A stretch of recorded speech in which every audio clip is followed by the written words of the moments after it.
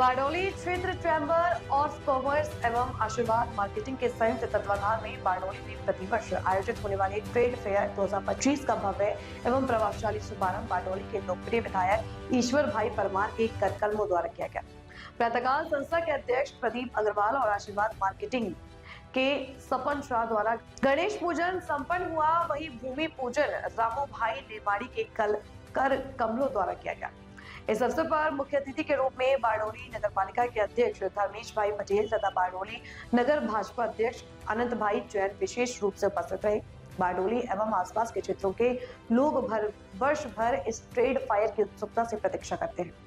विशेष रूप से विदेशों में निवासरत NRI इस ट्रेड फेयर में खरीदारी का विशेष आनंद लेते नजर आए।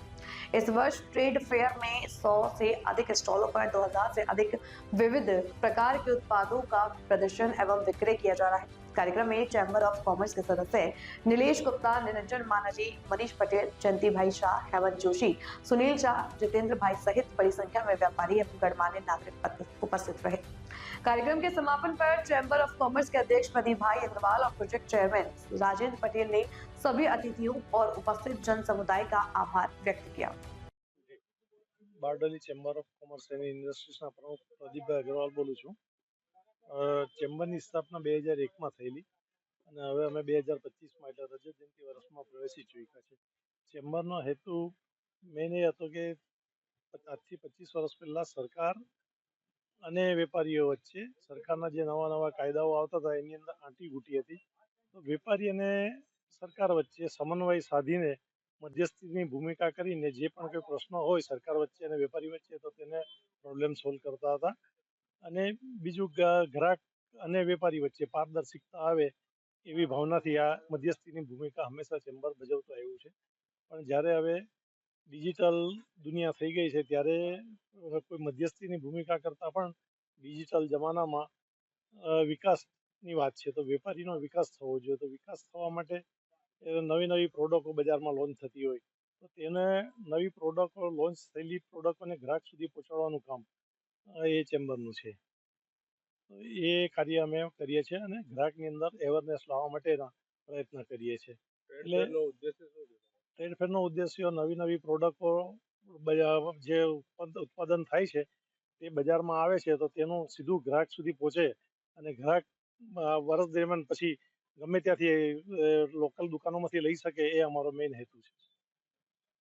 ગ્રાહકોના હિતમાં અને અવેરનેસ માટે અમે દર વર્ષે ડિસેમ્બર મહિનાની અંદર ટ્રેડ ફેર લાવીએ છીએ। આ અમારો 21મો ટ્રેડ ફેર છે અને એ ટ્રેડ ફેર દરમિયાન NRIઓથી માંડીને લોકલ પબ્લિક પણ દર વર્ષે અમારે ડિસેમ્બરની રાહ જોઈને બેઠું હોય છે અને અમારો મેઇન હેતુ એ જ છે કે ગ્રાહકોને અવેરનેસ આવે અને વેપારીઓનો માલ આખા વર્ષ દરમિયાન વેચાય એ જ હેતુ અમારો છે। તે સિવાય અમારો બીજો કોઈ ઉદ્દેશ્ય છે નહીં। ચેમ્બર 25મા વર્ષે એ કંપની એક્ટ 2013 પ્રમાણે કંપની લિમિટેડ બની ગઈ છે તેનો અમને અતિ આનંદ છે। હવે અમે કંપની લિમિટેડ તરીકે ઓળખાઈએ છીએ જે કોર્પોરેટ લેવલના વેપારીઓને શોભે તે સ્ટેટસ અમારી ચેમ્બરને મળી ગયું છે। બારડોલી પ્રદેશ ચેમ્બર ઓફ કોમર્સ અને આશીર્વાદ માર્કેટિંગ બરોડાના સંયુક્ત આયોજનથી છેલ્લા 21 વર્ષમાં Bardoli chamber of commerce Bardoli ખાતે ડિસેમ્બર મહિનામાં ટ્રેડ ફેરનું ભવ્ય આયોજન કરે છે।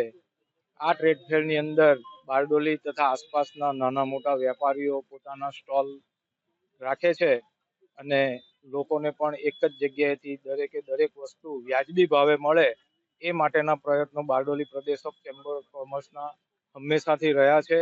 ભવિષ્યમાં પણ સૌ વેપારી મિત્રોના સાથ સહકારથી આ જ રીતની પ્રવૃત્તિ બારડોલી પ્રદેશ ચેમ્બર ઓફ કોમર્સ કરતી રહેશે।